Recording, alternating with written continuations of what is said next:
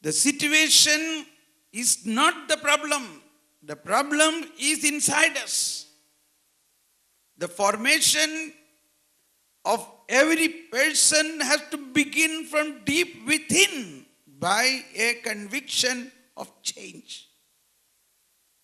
We may blame the situation, oh, that man is like this, or my wife is like this, my husband is like this, my father, parent, all the situation. But you cannot, by changing the situation, problem will not be solved. Problem will be solved only if change take place deep within us.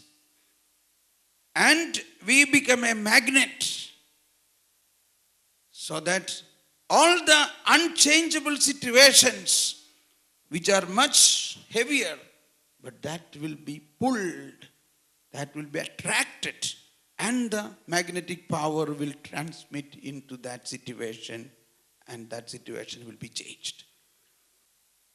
So, an interior transformation is required at this point of time. If you want to be a leader, yes. If you want to be an ordinary Jesus youth, yes, this change is required. I am telling these changes will culminate. Why God wants to change us? God wants to make us a new creation. A beautiful, different personality. With the aim. What is his aim? His aim is not that you remain as a Jesus youth or in this mission, in this work lifelong. No. God wants to use you in big, greater things. One of the greater things is God wants you to have a matured, holy, successful family life. The conviction I had when I married was this, which I wrote to my father was, every man is created to live with a woman. Every woman is created to live with a man. The exception is this basic call, a person is sacrificing for the sake of the kingdom of God because of a call of a priesthood or of a religious call. But the basic natural call is existing because God created man in that way. But that he is sacrificing for the sake of the kingdom of God.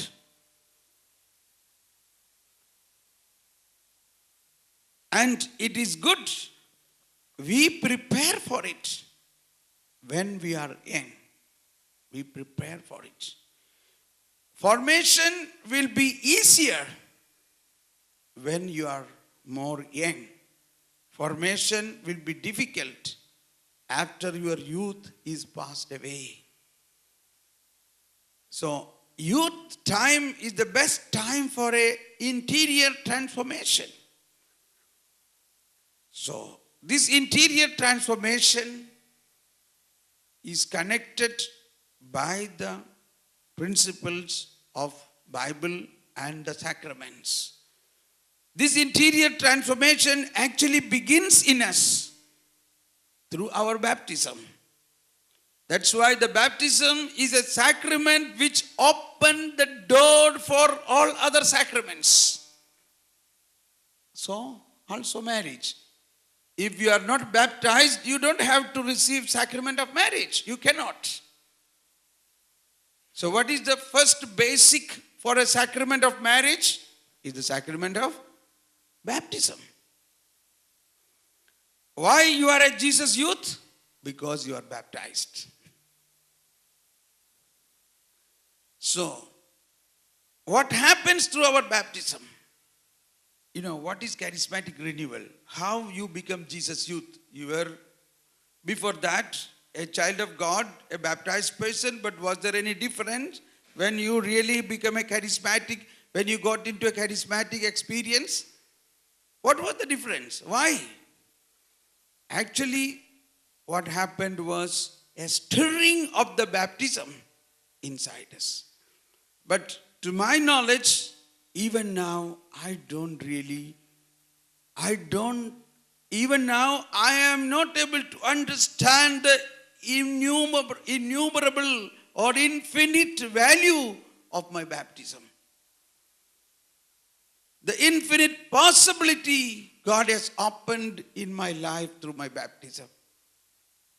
Like you have got a supercomputer which has something like thousands of programs given to you. You are still not opened those packets of those software. One by one, when you need something, you are opening it and installing it and activating it. Got the point? So baptism, in which there are so many folios which can be opened according to your age, according to your stage, according to your requirement. So baptism in itself has, first point is to make us a covenantal relationship with God, through which I am repeating what we heard now, yesterday evening onwards, all that I have is yours. Through baptism, we become a child of Father, and He is telling us, all that I have is yours. But how? This is where we have to little bit understand about the covenant. We have already understood a marriage is a covenant, irrevocable covenant, wherein a man is giving his life to his wife and his wife is giving her life to him. Both life become one, irrevocable, unseparable. Jesus said, a new mathematics He has given. 1 plus 1 is not 2. Yes or no? What did He say? 1 plus 1 is 1. What is this mathematics? You understand? 1 plus 1 is a big one, not 2. So, union of our heart. So, covenantal relationship, we hear several times the covenant. Christian faith is different than all other faith, mainly because of the covenant. All others also believe in God. There is one God, they believe. But we believe that one God is Trinity, and that God has made a covenant with each one of us. That covenant began from the beginning of the world. Even before God created the world, He created the covenant. He created what is going to be His relationship with mankind. Of course, this covenant is also applicable to all religion, but they don't recognize it. God did not make a covenant with only Christians. There were no Christians. Even when Jesus' time, there were no Christians. Even when Jesus died on the cross, how many Christians were there? Nobody. So for whom He died for the entire humanity. So the covenant God made was for the entire humanity, but whoever believes in that covenant and accept that covenant, they receive that baptism, which will bring all the promises God grant according to the covenant. So we have two channels which shows the victory, which gives the victory of the covenant. One side is the promises of God, another side is the commandments of God. Promises and commandments.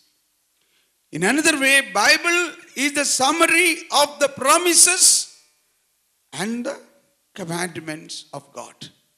Okay. Let us see the covenant opened in a visible way when God said to Noah, Genesis chapter 6, 18. Genesis chapter 6, 18. With you I will establish my covenant. Oh, it is going much elaborate. I will summarize it, okay? I will summarize it, otherwise it's a big subject. But a matured understanding of our baptism, we will receive only when we understand the covenant. So God said to Noah that I will establish my covenant with you and your household. Covenant. This covenant is now repeated at several occasions. God said to Abraham, God has sworn with Abraham, I swear that I will bless you and all your descendants after you. God entered a covenant with Abraham, then covenant with Isaac, then covenant with Jacob, then covenant with Moses, and covenant with David.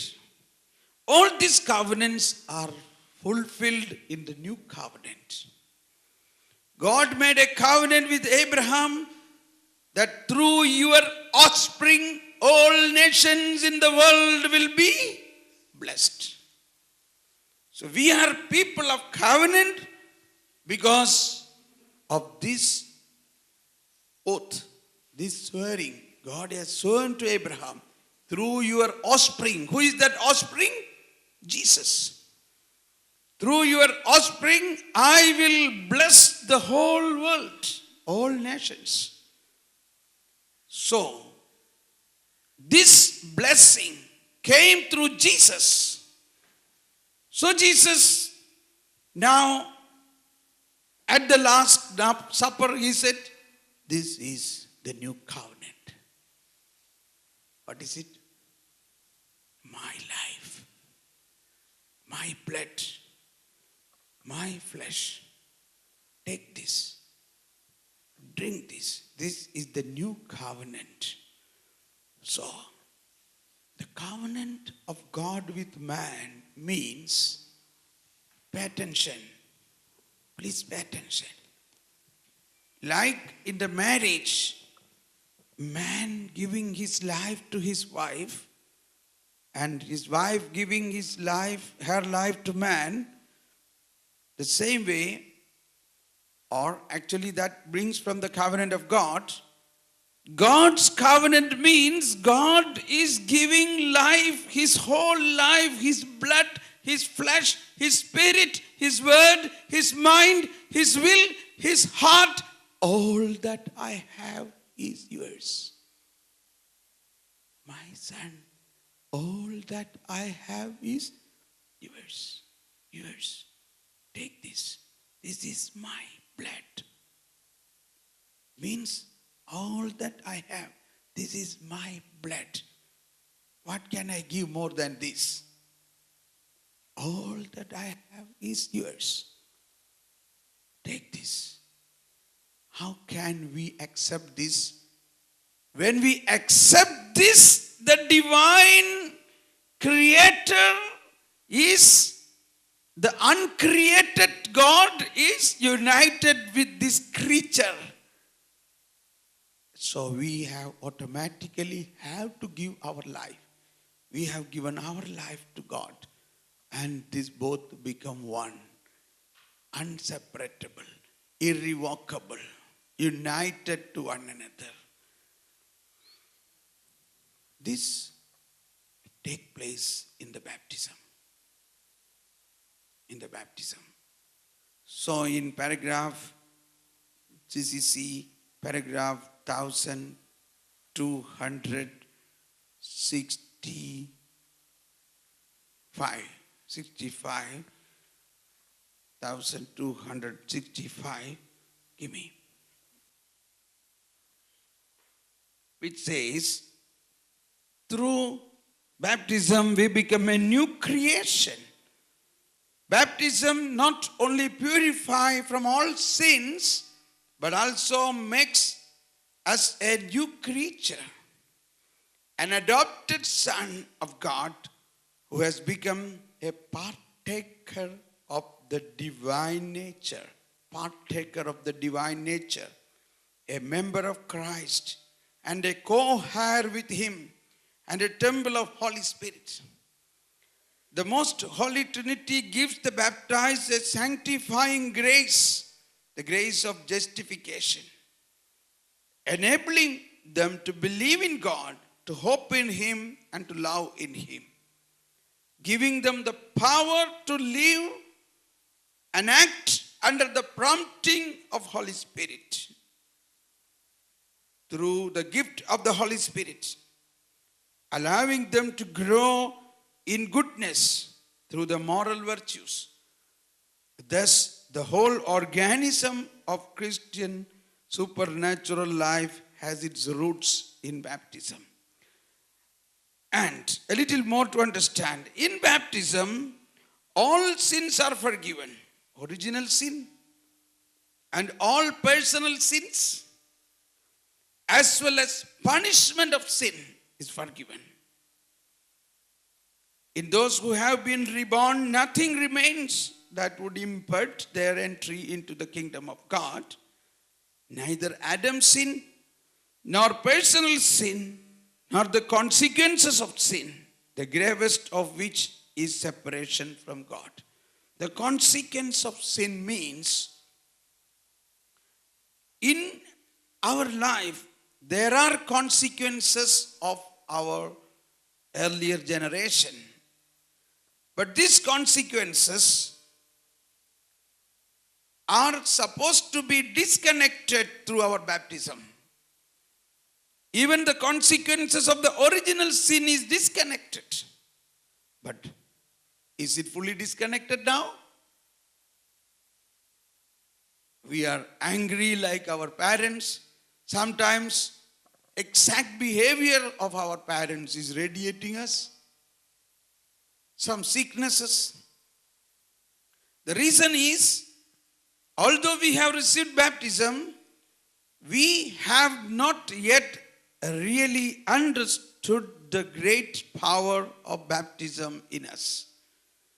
The power of baptism, the fruit of baptism, the grace of baptism is so great, it's beyond our imagination. The one who is in Christ is a new creation. This new creation effect take place in us when you believe in this. When you believe in this.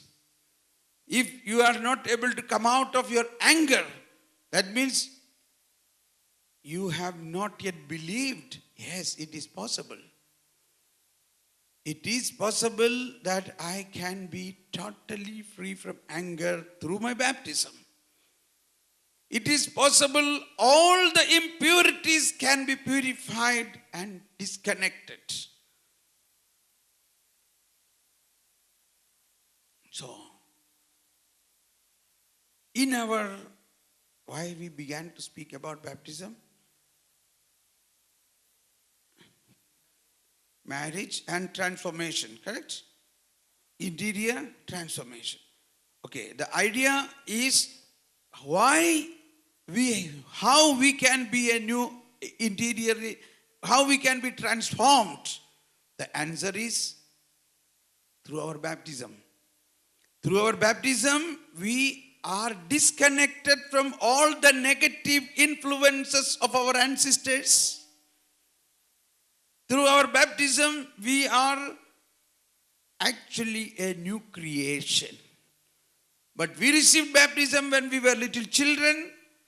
This baptismal fountain will start accelerating as we grow more and more in understanding about this fountain, understanding our faith, understanding the various folios in the baptismal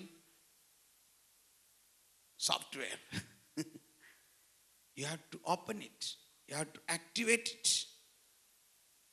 So, in the charismatic renewal, when you have attended the first retreat of Life in the Spirit seminar, I don't know whether you have heard a talk on baptism, but surely at the end there was a renewal of baptism, correct? And that is called BHS, the renewal of baptism. And in this renewal of baptism, we have stirred the Spirit within us. But that is not enough. That is an initiation retreat. After the stirring of this baptismal fountain within us, you have to open one by one different folios, different gift, different graces baptism is giving to us. It is good that you study in the catechism. There are about 61 articles on baptism. And when you study this, you will wonder, my goodness, how poor I am that I have not understood this baptism. So, a very important role or very important conviction we should receive about our baptism is, in our baptism, the grace to make us a new creation is already filled in us. That's why St. Paul says in 2 Corinthians chapter 5:17, the one who is in Christ Jesus is a new creation. The old is passed away. So, I am connecting it to marriage, but I want to also focus on your present reality. But it is actually good. The new creation, the interior transformation is important for your present situation and as a foundation to build up your family life, your future life. Family life or any other religious call